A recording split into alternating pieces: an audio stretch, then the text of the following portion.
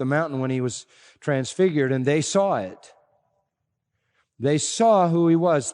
He was unveiled for them in the transfiguration.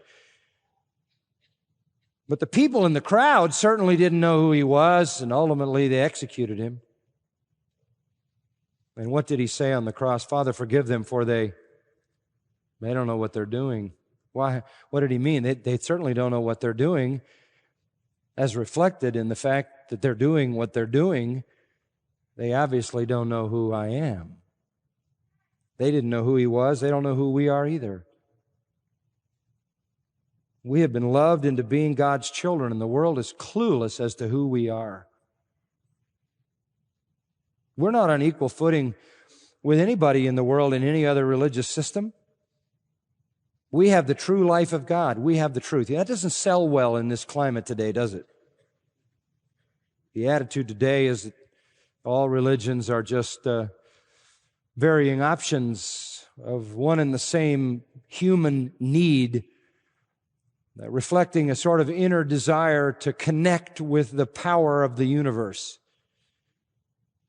But the truth is, they don't know who we are, but we are the children of God. That shouldn't make us proud. That should humble us, shouldn't it? Because the truth of the matter is, we're not any different than they are in terms of our humanness, except for the marvelous grace of God. Someday they will know who we are. That's one of the reasons I'm so committed to the millennial kingdom.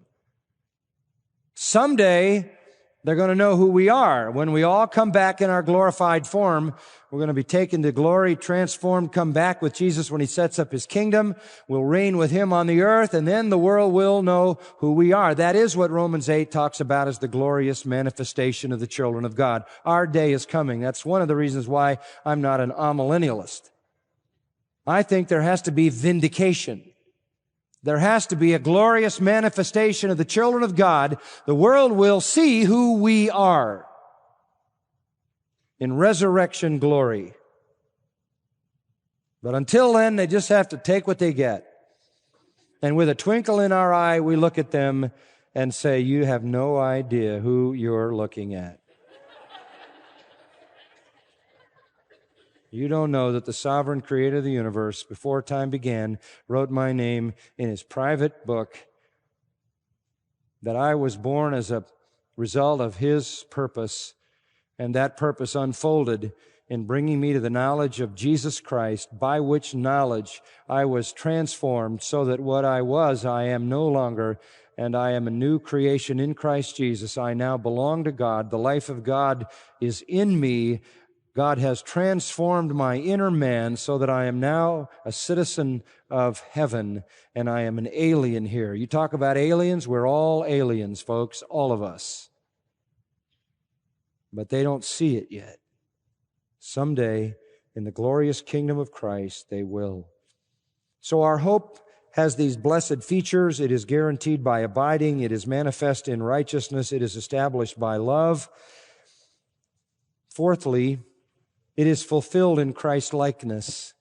It is fulfilled in Christ-likeness. I don't know what you think about when you think about heaven. People think about really stupid things. They think about sitting on a cloud and plucking a harp. When you think about heaven, do you think about doing something? You think about heaven, if you're like some people, you think, what am I going to do? If I don't ever go to sleep, I don't ever get up. If I don't get up, there's nothing sort of new. I mean, if you could just try to catapult yourself into heaven on human terms, it could sound like it was not very interesting. There's something wonderful about going to sleep and burying a day and starting over, isn't there? But there'll never be that.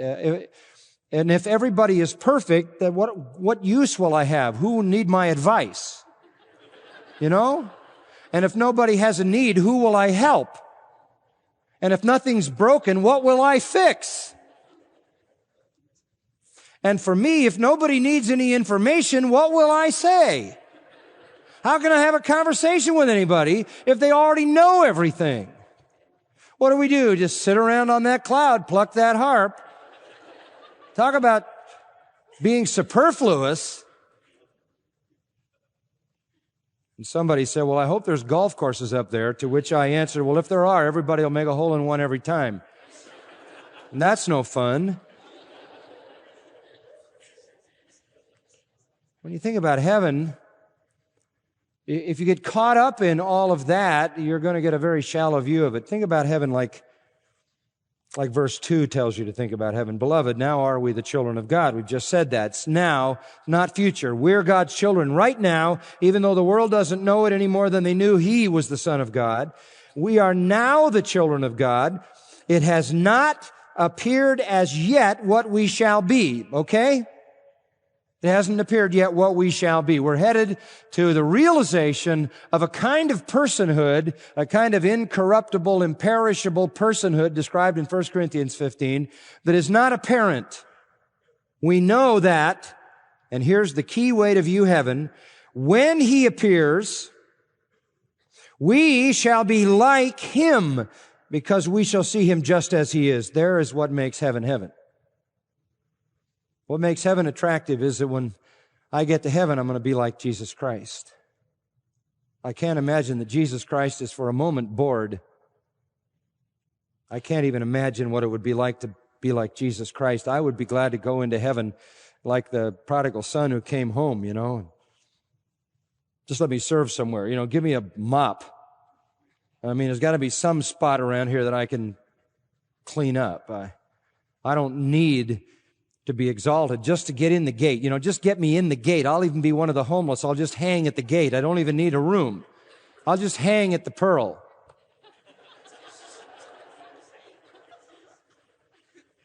I'm glad to just be in there. What kind of magnanimity is it? No, not only are you going to get in the gate, you're going to get in the gate all the way to the Father's house, and I'm preparing a room for you, and better than that, you're going to be made like Jesus Christ. When you think about heaven, think about that you're going to be like Christ. Truthfully, it's absolutely impossible for me to comprehend that about me, but it is a wonderful and glorious component of my hope. Paul said, this is the goal, Philippians 3, this is the goal of my life. This is the prize of the upward call to be like Christ, so this is the goal of my life. We are now the children of God. That's explicit and clear. You can go back to Romans 8, where that is delineated in verses 14 through 18. We are now, present tense, sons, children. Not yet is the full manifestation taken place. When that full manifestation does take place,